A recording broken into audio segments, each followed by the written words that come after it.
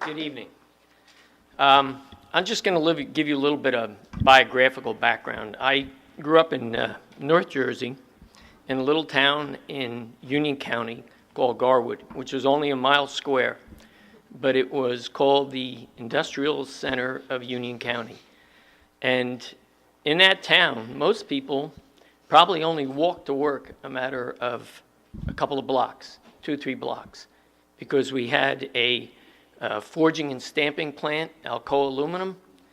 We had a plant that made furnaces of all types, from household to industrial. We had a factory that made organs. We had associated industries that helped to produce all of the materials that those plants used. Consequently, most people didn't have to go anywhere to go to work. You didn't have to drive 2 hours every day to go to work, if you had work, like many people find themselves in now. Now, the thing about that, or let me just say another thing. If I go through that town today, there's no longer a furnace company, no longer an organ company. Alcoa Aluminum had left there, I think in about 1965 or 66, was taken over little by a series of companies who've ended up staying for a while, leaving.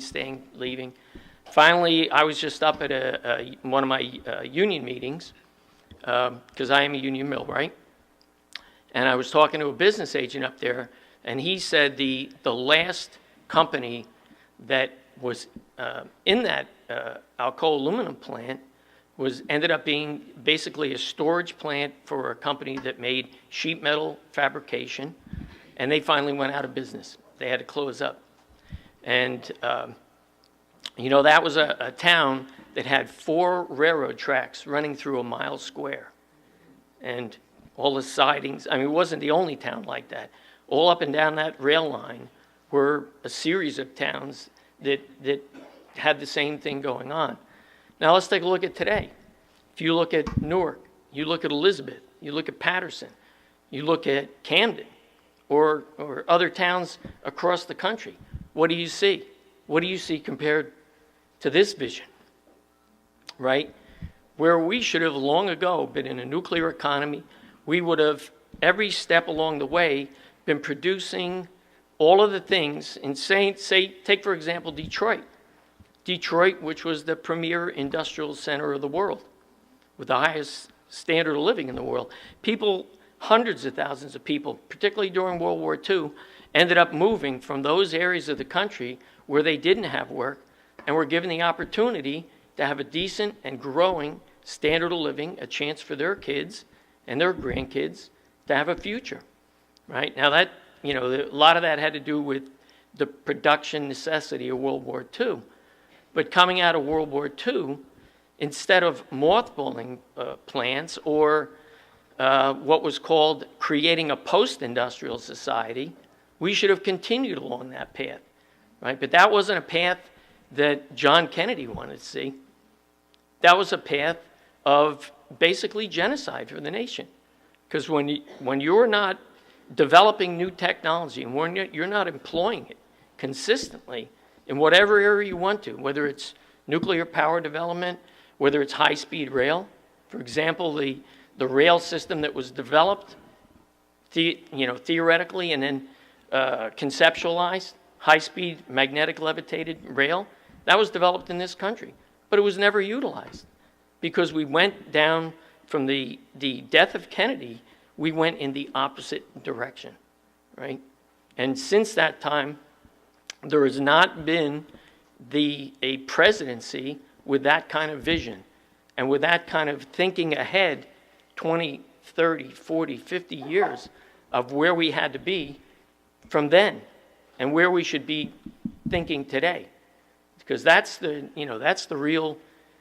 two options we have for the nation is we can have presidencies like a Barack Obama that goes to Africa and tells people in Africa, you can't have air conditioning because if everybody in Africa has air conditioning or standard of living like the United States, the world will boil over.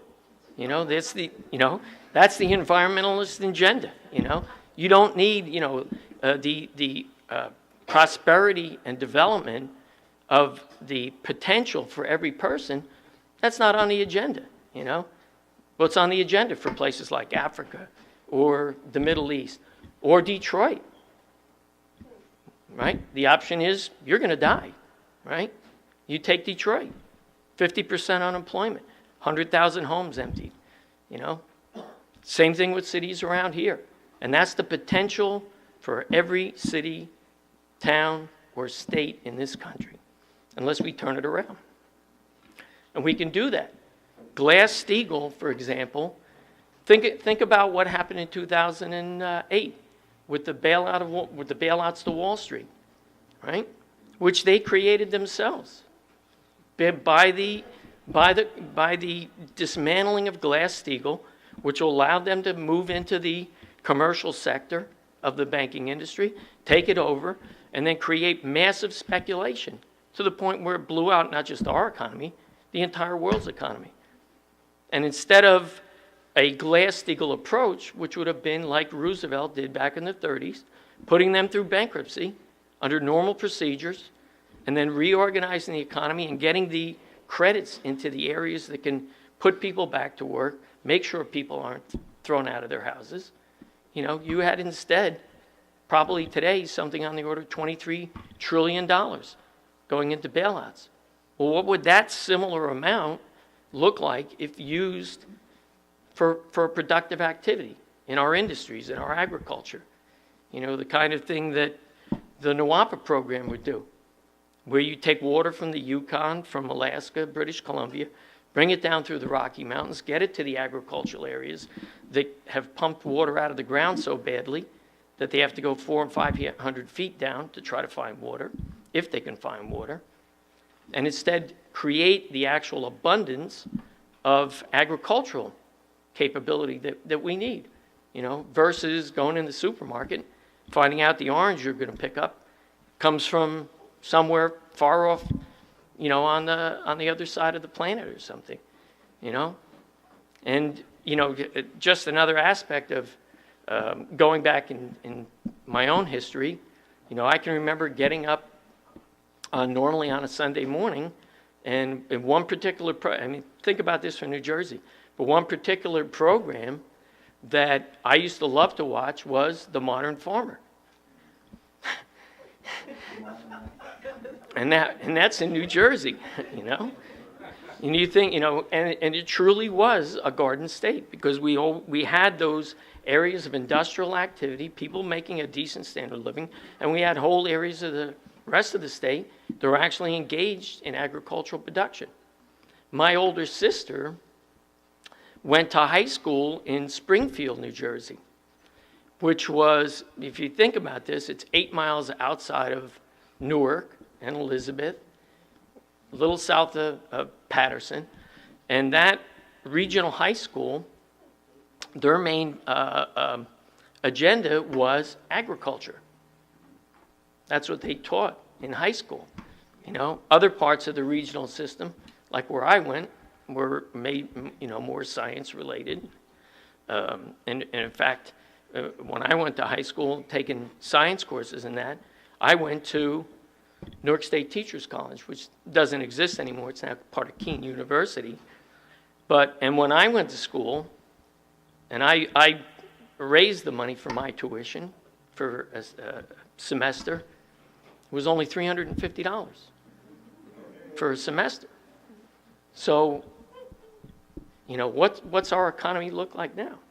We're not investing in our industry. We're not investing in our agriculture. We're not investing in our science and technology. We don't have a space program anymore. You know, we have to rent room on somebody else's spacecraft if we want to go to the, you know, to the space platform. So that's where we are. Now we can turn that around. Glass-Steagall, as was said, is now an active proposition in 25 states. New Jersey, which Diane and I had worked on, and actually we did work in New York State as well, we're able to get resolutions in the Assembly, in the Senate, demanding Congress go back to Glass-Steagall, which is there Two bills are there.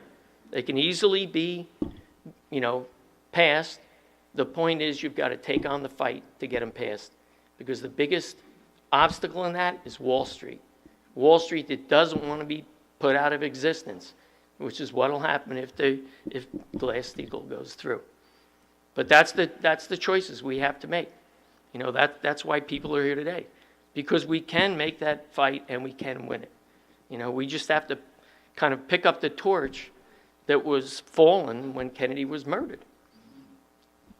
And I think I'll really leave it at that, because I'm sure Diane's got a lot to say about what's been going on in Washington.